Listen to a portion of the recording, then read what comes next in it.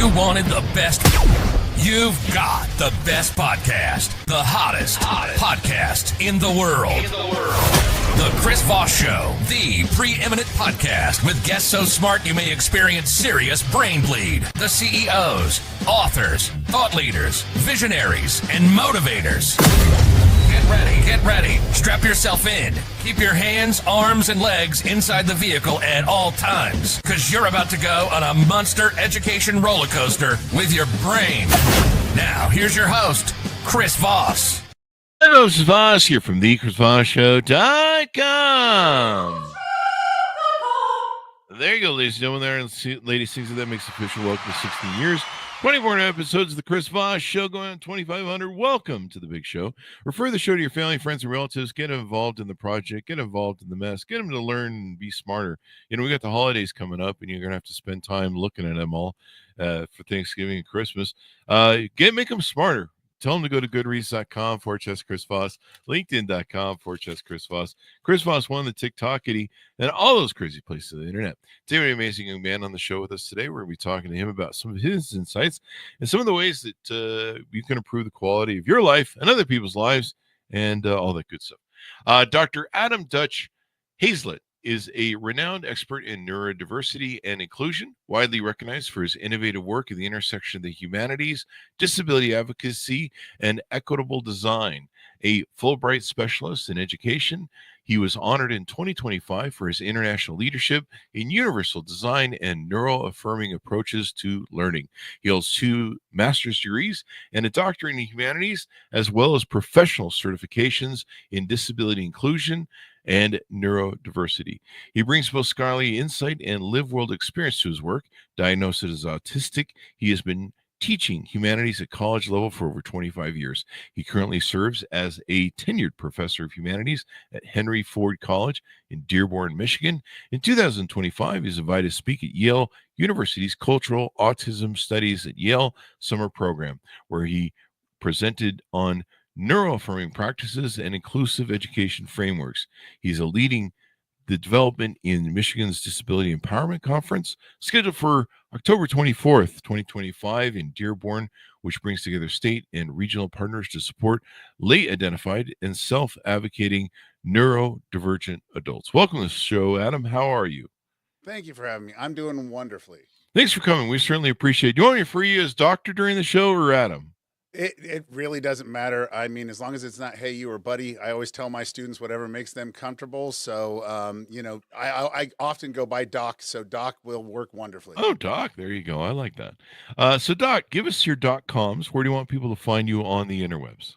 Yes, my nonprofit, Humanities 101, and that's at humanities101.org. And that's my my neuroaffirming autism outreach and support nonprofit, which basically just is a place to bring all of my work together as an academic. One of the things we do is rewrite books and articles that no one reads. And so I wanted to have a legacy beyond that, and live virtually in a place where people might actually be able to use the information. So humanities101.org is that project. And it's just starting. We're a baby organization. We'll celebrate 2 years in December of this year. Congratulations. But we've been doing wonderful work, great partners, and really some great stuff. So that is my main place, humanities101.org. You can find all of the YouTube, all of the various social media links, all there, and whatever floats your boat or however you can come and meet us, that's where we want to meet you. There you go. Humans. Who would have thunk it? Humans Right? being humans. There you go. Humans with humanities. So give us a 30,000 overview of what you guys do there and the conference, I think, that we're trying to promote. Yeah, we're hosting, along with Dream Dearborn, which is a nonprofit in Dearborn, Michigan. We are hosting the 2025 Michigan Disability Empowerment Conference, and we're being hosted by the University of Michigan Dearborn. So we're having it there at their Fairlane Center, and it's going to be a one-day event that brings together all of these various siloed kind of organizations and frameworks when it comes to disability and neurodivergence. We have advocacy groups, we have academics, we have community resource organizations, and we have family and friends. And often these groups never come together, or they don't know about each other and the work that each group does. So this will be a way that I always say that there are fabulous unicycles out there, but if we can get enough of them together, we can roll with 18 wheels, and we know the unstoppable force that an 18-wheeler is. And it's not that the work isn't being done. It's just that if we can get together at a table. I'm a humanities professor. Part of what I do is universal design, but part of the idea of universal design is making sure everyone has their basic needs first, and food is one of those things. And so I always think that if we can get people at a table, get them talking about the ideas that they're passionate about, wonderful things can happen. So that's what the Michigan Disability Empowerment Conference is all about. Get everybody together, rising tide lifts all boats. Yes. Sort of thing. There you go. Everyone working together, going the same, or ships must sail in the same direction. Did I just quote Godfather 3? Let's see. I don't know, or 2. One of the 3. So, tell us about yourself. How were you raised? When did you find out you were autistic? How did you find out you were autistic? And what was that like growing up? Yeah. Luckily, I knew, but it wasn't an issue. I grew up in Appalachia, and I always tell people that weird is okay as long as you're our weird. I've seen that in the movie Deliverance. No, I'm just kidding. Yeah, yes, that, right. And so again, we'll parade weird out on the front porch. And so with the banjos. Right, yes. I play the spoons. You play the spoons. There you go. But so it's been, it was one of those things that I knew that I was different from everyone else, but I just thought it was because I didn't like the farm work, or I didn't like football or whatever. But it was in college, throughout my life, always feeling different, always feeling alien. It's the typical story, right? But it was when I had a child of my own. Going through, and as a teacher, we were taught, my wife and I are both teachers, and we were taught about early language acquisition. We were taught about milestones, and we realized that we were just getting there. And then when we'd tell grandma would say, well, that was like you didn't talk till you're 2.5. And I said, what? Right. And so all of these revelations about when I would say, oh, well, my daughter and grandma, my mom would say, well, yeah, that was you. Wow. And so when the doctor said, maybe this is autism, my wife just took the test that you use for autism assessment. And most of them are geared towards kids. And they line up their toys. They do this with their toys. And she, as a teacher, just changed it, lines up his books. Wow. Does this with his tools, right? And she took it and she said, you scored significant on this test. Wow. And so slowly but surely, right? Yeah. And that's part of the autism test, right? Is that the parents take the test for the kids. And when you're an adult, it's very hard, because if your parents have passed, they have no one to talk to. And so they will talk to your spouse. They will talk to your, other people in your life to find out how you were and how you were growing up. Because what we know is that a lot of people, they don't grow out of it.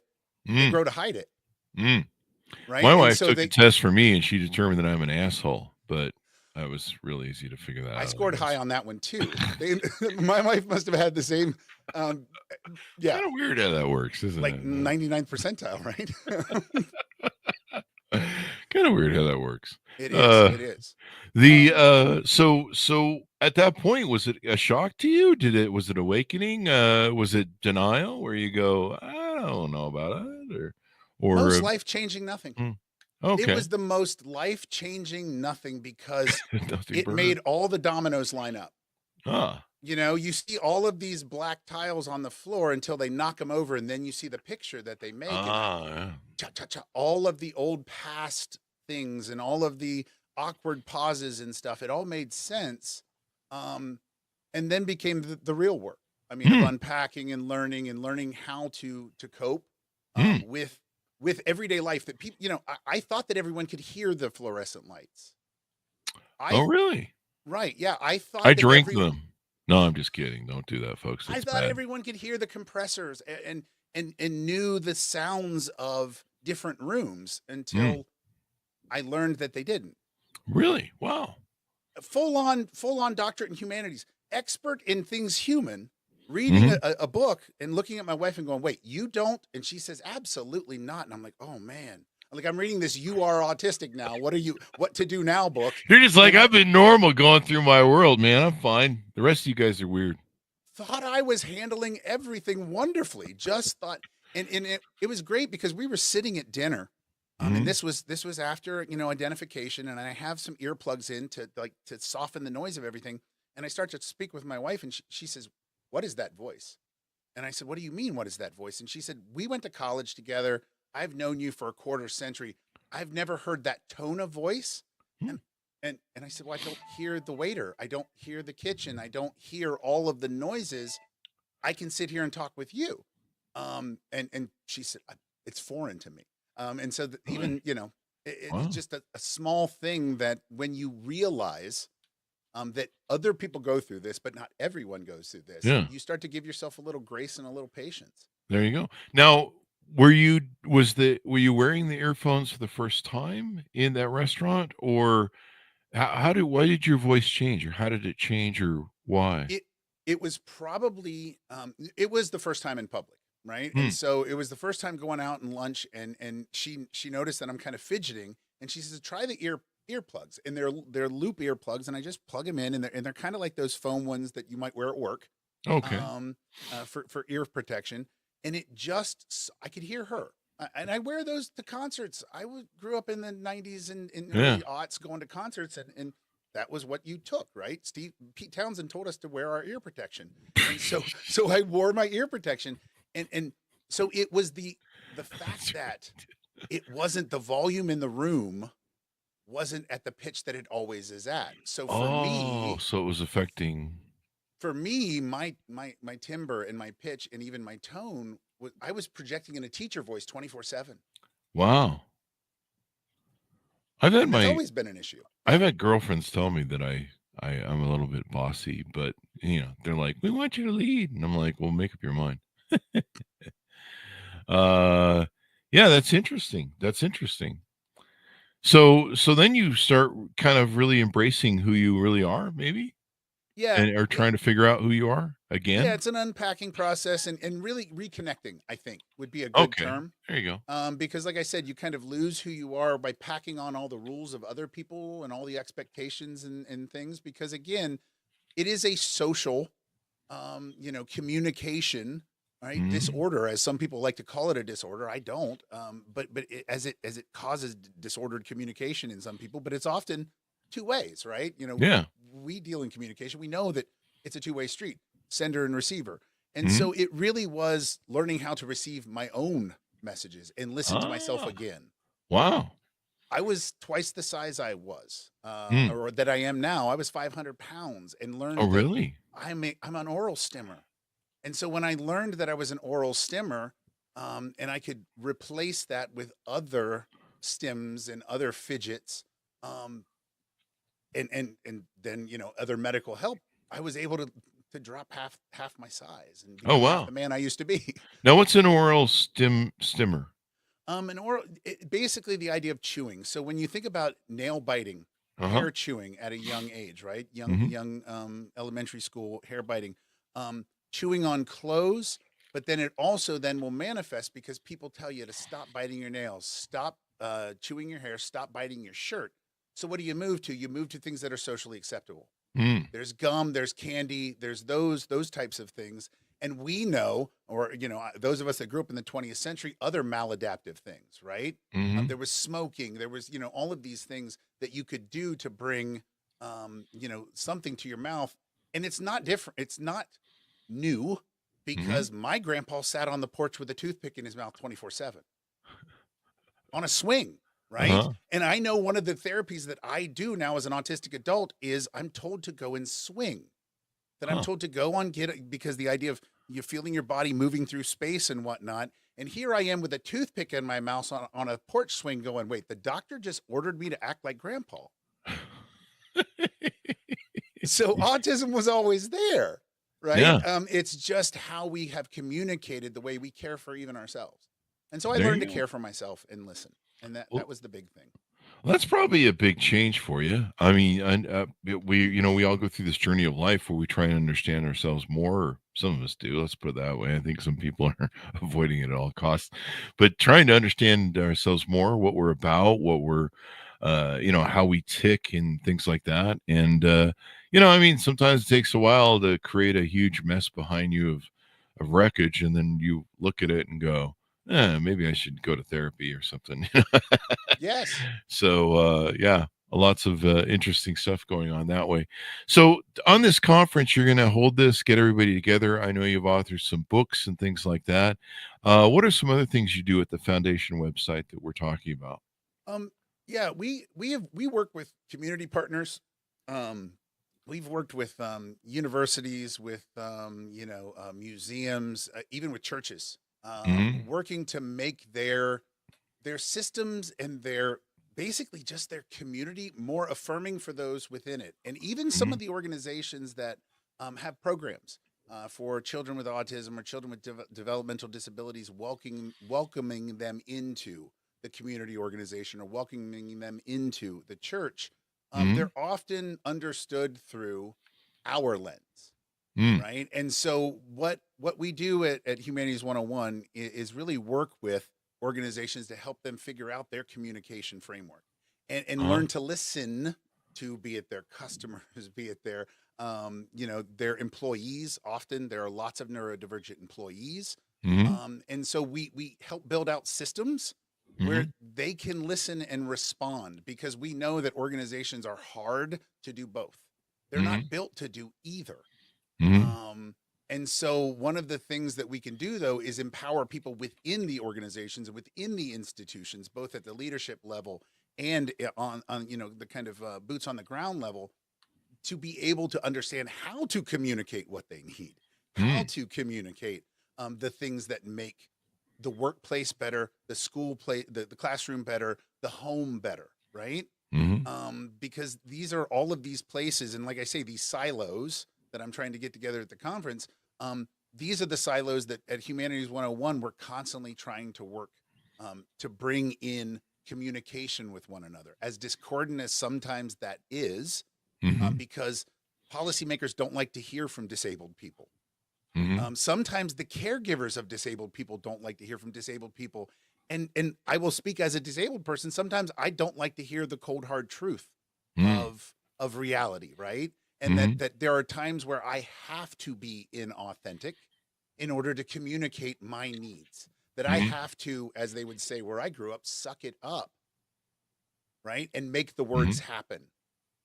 Because sometimes it's hard for me to make the words happen, even though I have advanced degrees. So Mhm. it's one of those things that we work with on a very ground level, from Mhm. everywhere from non-speaking to what somebody might consider high functioning autism, because we're working at university levels to make orientation programs more welcoming, Mm. to make student programming more sensory friendly.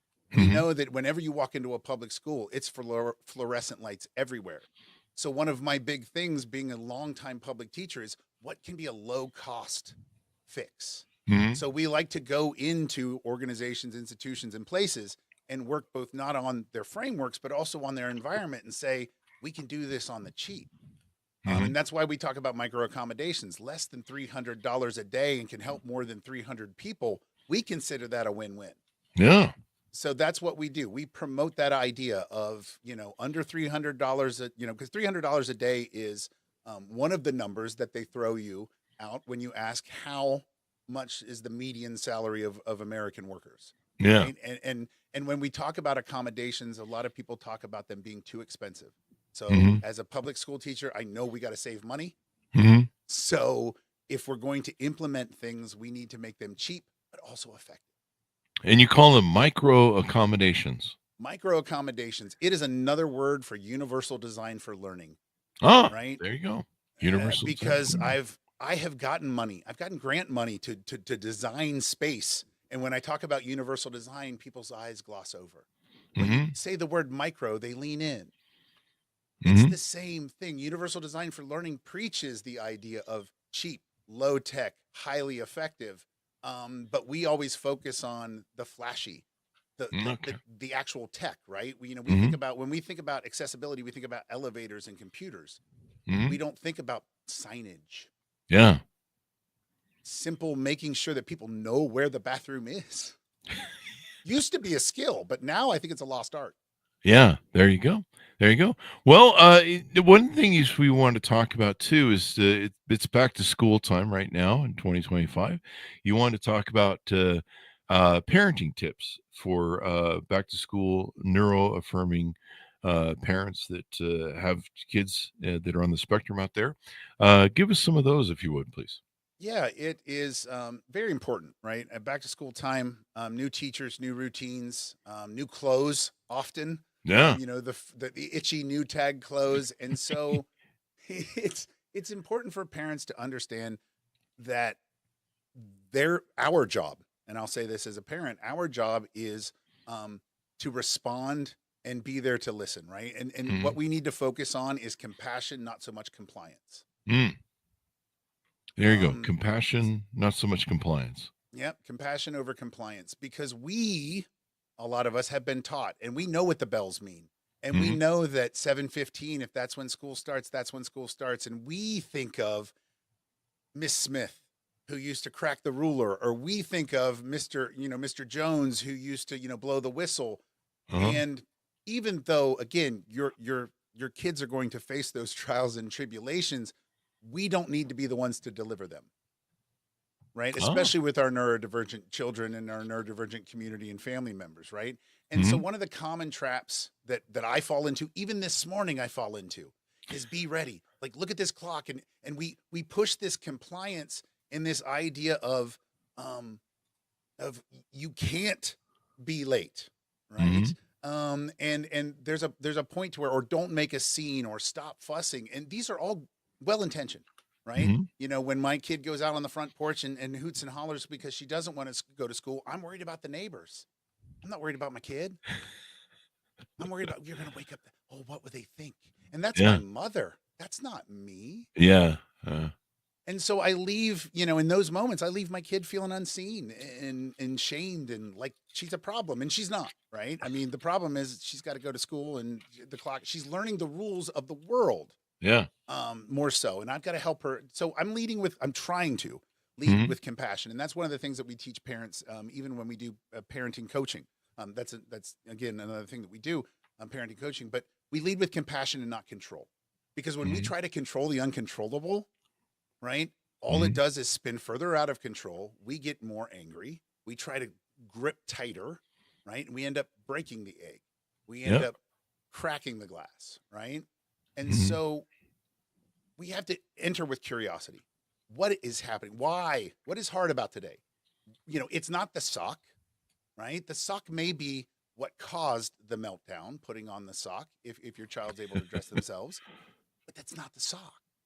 We know when our boss comes in after a long weekend and shouts at us on Monday morning when we've said nothing. We know that's not us, even though we take the brunt of that, Yeah. right? We're that safe space. So we have to show our kids that we're on their side, while simultaneously, as I said, teaching them that the world has rules and that Yeah. those rules, unfortunately, have to be followed. And so, a couple ways that, again, you can focus on compassion, and it really is I kind of think about five steps, or five Mhm. kind of tips, right? Is validating feelings over behavior, right? Mm. Because meltdowns are difficult for everybody. Yeah. Your kid is throwing what I would be been told is a fit, right? Mhm. Um, or fussing. Boy, stop fussing is what I heard a lot. So It right. didn't. Yes, right. It didn't make me want to go to mom when I actually, when I was fussing, when I Yeah. needed care and compassion. I learned to stop asking, Yeah. and that can be dangerous. Mhm. Especially when you 'Cause you get extrapolate. isolated. Yes. And Mhm. social isolation is already a problem in the autistic community. So further social isolation of our children on our behalf, not so much the best. So we need to open those doors to cooperation by offering choices, not ultimatums, right? We were given Mhm. ultimatums: do this Or or, else. right? Yeah. But with the neurodivergent mind, it really is not about having the same. It's about understanding equity and safety. So if you can explain that, look, I am your parent. I know how the world works here. It's not do this because I'm your parent. It's do this because I have 20 years experience out in that world. Yeah. It's that I know what happens when a fork goes into an outlet, Yeah. right? Yeah. And so a lot of it's logic. And I know that you think it's a 6-year-old, it's a 7-year-old. I cannot reason with a 6-year-old or 7-year-old, but there's also a very strong correlation between young autistic kids and hyperlexia and understanding reading at 3 and all of these other amazing things. So how can your child be simultaneously the smartest little peach in the bunch and not understand you communicating with them? They understand. There you go. Yeah, it's I know that a lot of my friends that are on the spectrum, they can have a lot of issues sometimes in dealing with everyone else.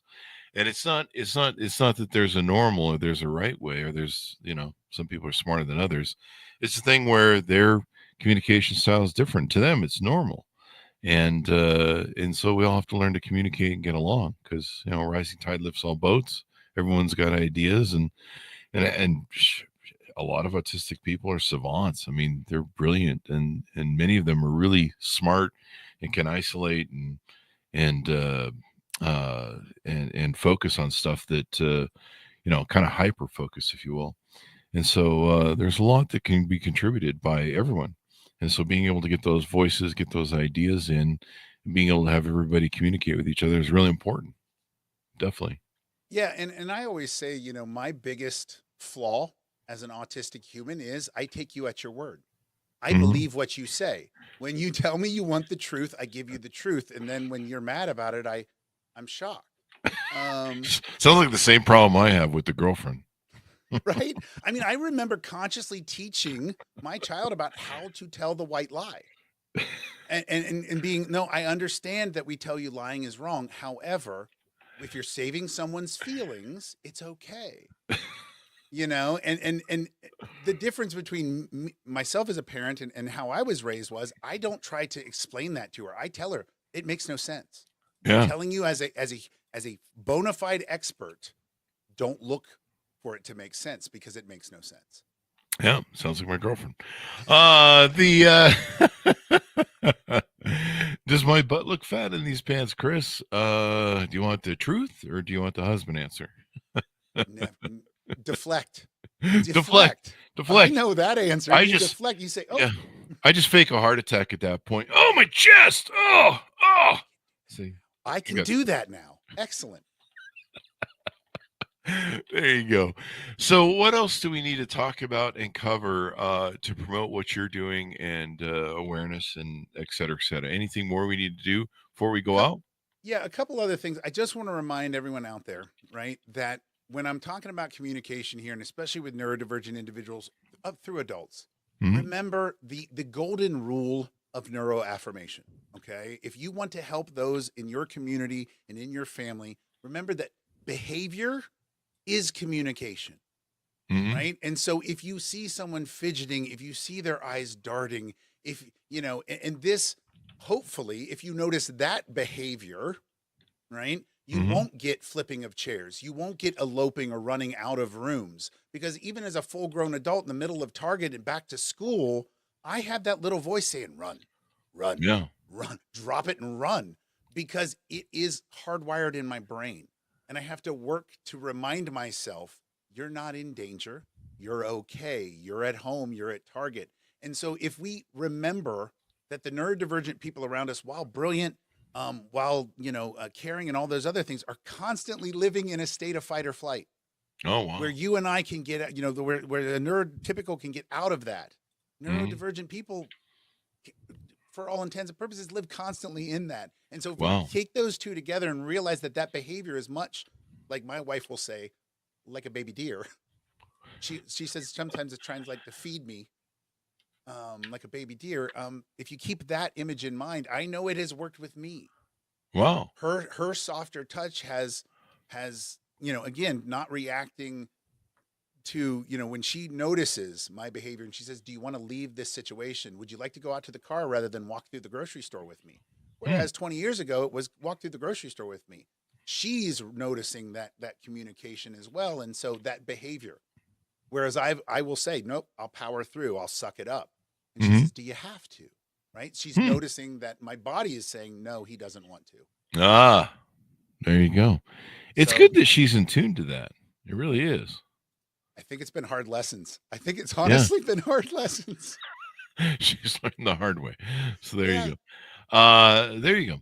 Well, this should be good. So as we go out, give people a final pitch out to get aware of your services and stuff like that. Do you do any consulting or coaching or speaking that we want to promote? Maybe. At humanities101.org, you can contact me, and we do corporate speaking. I do keynote speaking all the way down. I have opened up elementary schools to train all the way to bank CEOs.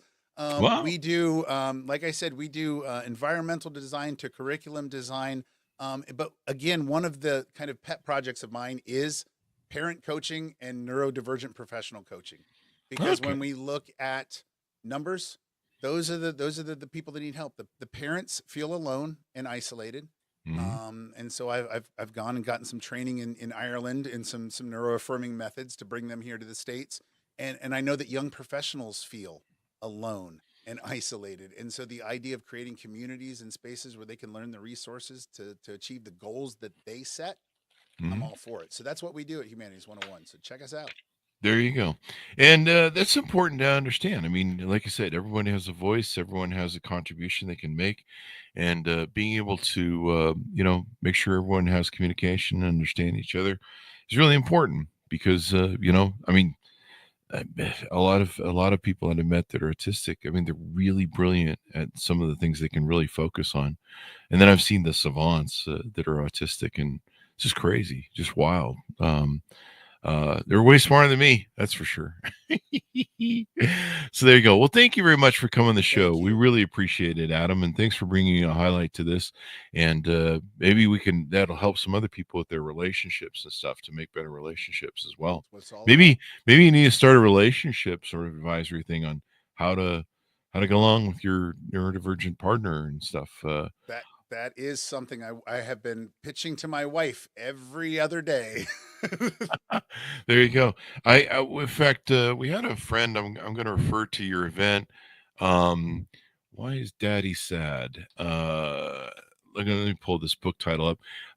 My friend Jude Morrow. He's written a lot of books and speaks. He wrote a book called "Why Does Daddy Always Look So Sad?" And it was a book that was basically angled towards his son because Jude is neurodivergent, and his son couldn't understand why his father, sometimes went through whatever sequences he goes through, and so he wrote that book. But anyway, I'll refer him to you. But then the event, maybe he can help promote it or something like that. He's big in that community, and talking about these issues. So. Good stuff, man. Good stuff. Thank you. Give us your .coms as we go out so people can find you on the interwebs one last time. It is HUMANITIES101.org. There you go. Thank you very much for coming on the show, Adam. Thank you. Thank you. And thanks, John, for tuning in. Go to goodreads.com/Chris Voss, LinkedIn.com/Chris Voss, Chris Voss 1, the TikTok, and all those crazy places on the internet. Be good to each other. Stay safe. We'll see you guys next